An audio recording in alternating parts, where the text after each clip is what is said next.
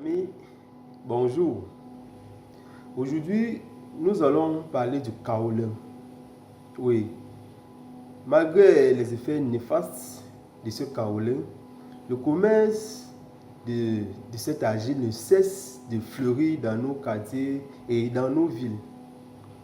Aujourd'hui, nous allons donc donner les conséquences que cela peut avoir, principalement sur la femme enceinte et sur son fœtus. J'ai eu à causer avec une dame. La dame m'a dit qu'elle est commerçante et qu'elle vendait du kaolin. Et que 80% de ses clients étaient des femmes enceintes. Est-ce que ces femmes, lorsqu'elles consomment du kaolin, elles savent au moins les conséquences de cela sur leur état de santé et sur celui du bébé?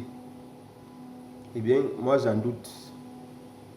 Parce que certaines femmes ont dit, je consomme du kaolin parce que je veux couper les nausées.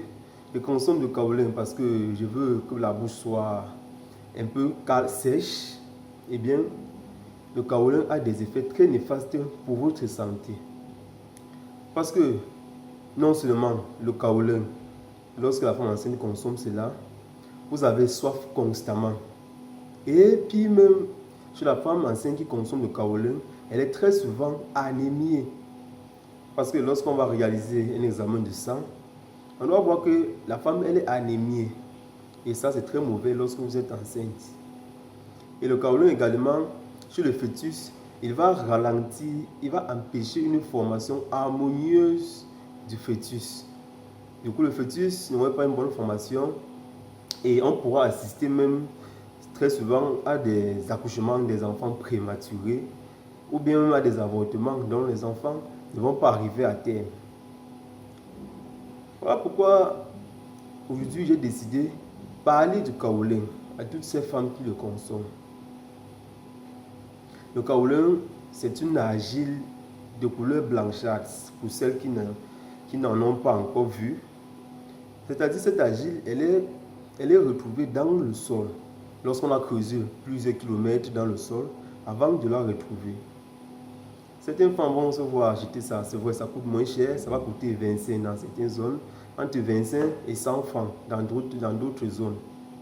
Elles vont le consommer, soit disant, je veux couper les nausées. Les dames, il y a plusieurs façons de couper les nausées de grossesse. Certaines femmes consomment du chewing-gum, oui, constamment consommer du chewing-gum, ça vous coupe les nausées. Eh bien, vous pouvez même essayer de grignoter. Donc, déjà, vous consommez quelque chose qui vous plaît, des aliments qui vous plaisent bien. Là, ça vous empêche les nausées. Et aussi, vous allez éviter les odeurs qui vous mettent mal en point. Éviter les plats que la grossesse vous fait détester. Ça vous permet de couper la nausée. Ça vous empêche d'avoir les nausées avec le temps. Et là, après la grossesse, vous allez retrouver votre état normal. Donc, il faut éviter de consommer du kaolin. Ça, ce n'est pas conseillé. C'est vrai que certaines personnes de santé le conseillent, mais elle a des effets, lorsque la femme consomme cela en grande quantité, elle a des effets très néfastes pour le bébé et pour la mère. Si vous voulez éviter d'avoir un enfant prématuré, ou bien si vous voulez éviter vous-même, puisque l'anémie est risquée chez la femme enceinte, si vous voulez éviter l'anémie, vous devez éviter de consommer du kaolin. Il y a plusieurs autres choses pour couper les nausées. J'ai déjà dit, du chewing-gum, le grignotage. Vous pouvez manger de temps en temps, régulièrement, et boire beaucoup d'eau. C'est vrai pour les femmes qui ont aussi des vomissements. Vous devez éviter les aliments qui sont le plus souvent liquides. Vous allez consommer les aliments qui sont solides. Là, ça va un peu ralentir les vomissements.